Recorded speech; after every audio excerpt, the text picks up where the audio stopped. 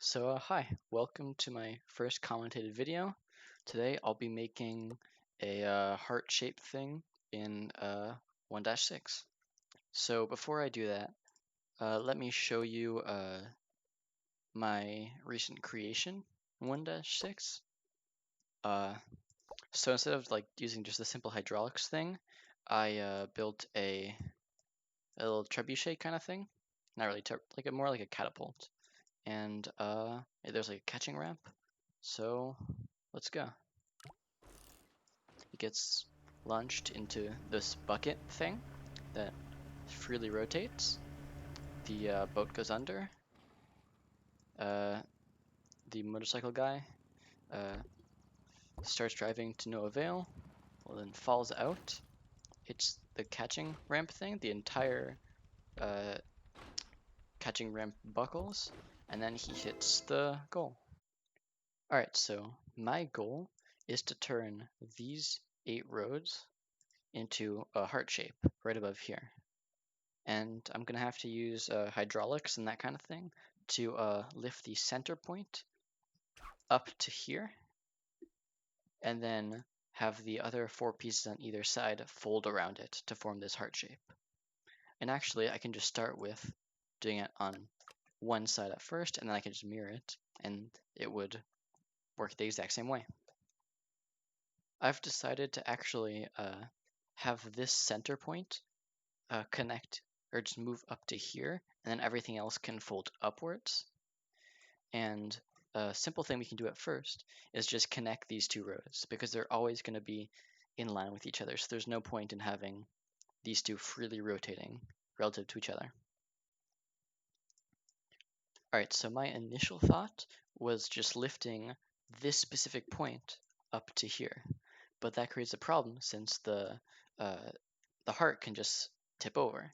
So what I actually need is 2 points to hold it up on, and I can just use this point right here, and then just the same point on the other side, and that would create 2 points and it wouldn't tip over. What I've learned from Arglin is that you just need to, if you want to move one point or rotate a single point to another point, there's a somewhat simple way to do that. So you just take that point, connect it to the other point, and then you split it in half. You find the midpoint of that line, and you take that, you rotate it 90 degrees, attach it to the center, and then here you have a square. And why that's important is that you could just, if you get this rod here, if you take the steel rod and you rotate it exactly 90 degrees, it'll end up here. And then if you find a way to like just lock this this point in the right place, it'll actually just make those 2 sides. So at this point, I want to create the mechanism that will hold the hydraulics. So I built this kind of little tower here, so I can, so the hydraulic has to deal with less, since like instead of having to like pull stuff up, it's kind of like either pull it to the side or just like let stuff down. So you just do like this here, and then this triangle, when it gets pulled, will turn exactly 90 degrees. The reason why this is valuable is that I can just copy this triangle, place it right here, which is where the rotation is going to happen, and then just connect the respective corners of each triangle together.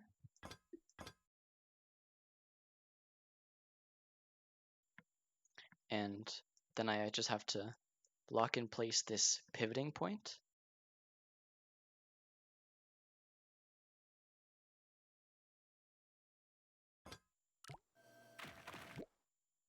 And then since I didn't connect anything, it's actually not going to work.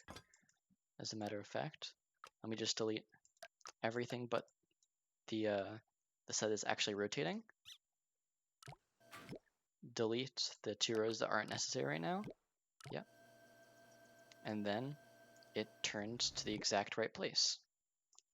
Let me just lock the final piece into place so you can see exactly where that is. disconnect the right piece, and it fits perfectly. I just have to make this a split joint for it to actually connect. Make this a split joint too. And boom, it fits perfectly. Alright, so temporarily, I'm actually going to mirror the first side we have here to the other side, and just see what happens if we have this point stay connected. Where do they go? Okay, so it goes the wrong direction. We wanted this point to go down so that this stuff doesn't break, because at this point it's trying to go directly in because there's no difference between either side. I'm just going to add one road, and that'll weigh down the center point so that these two sides won't push against each other. And there it goes. Now we have the exact shape we want for the base. So I've cleaned things up a little bit, removed some unnecessary steel, and now let's get work done on the third road. So here I've added the hydraulics for the third piece, and if we start it, we see that actually it gets the right angle. I adjusted it a little bit, but the center pulling thing isn't strong enough to actually keep it from bending the wrong way. My solution to fixing this type of braking is that I just added some weight at the bottom, and then when it lifts, it goes the right direction. And I also added a bunch of vessels like everywhere else so that it wouldn't break. Alright, and for the fourth and final bridge piece, on each side I decided to actually go away from just adding to this large piece. I'm going to make it an independent piece because at this point everything is a muscle. It's looking pretty bad. So I don't want to add even more stress by having another edge thing that has to also rotate 90 degrees. So here I've started with the frame. I want this point on this piece to go up to here so that when it rotates 90 degrees up till here, it'll just have to push 45 degrees instead of having to actually go 135 degrees if I went to this point. So here is the frame, and then here is the triangle that I'm using as the rotating point. So here's after some adjustments and actually creating that piece, it actually connects. And all we have left to do is just move the other end of those two ropes and we'll have a finished bridge. And there we go. I just added this hydraulic here. I adjusted this a little bit, and now it pushes out at the exact correct amount. And now we have it. Here's a heart, and then it goes back, and we have a finished bridge. I just removed the heart template from the center, so that's basically it. I hope you enjoyed. Let me know if you have any requests, and yeah, since this is my first attempt at making one of these big bridges, it's not as polished as I would like, but in future videos, I'm going to try to make nicer projects. Alright, bye.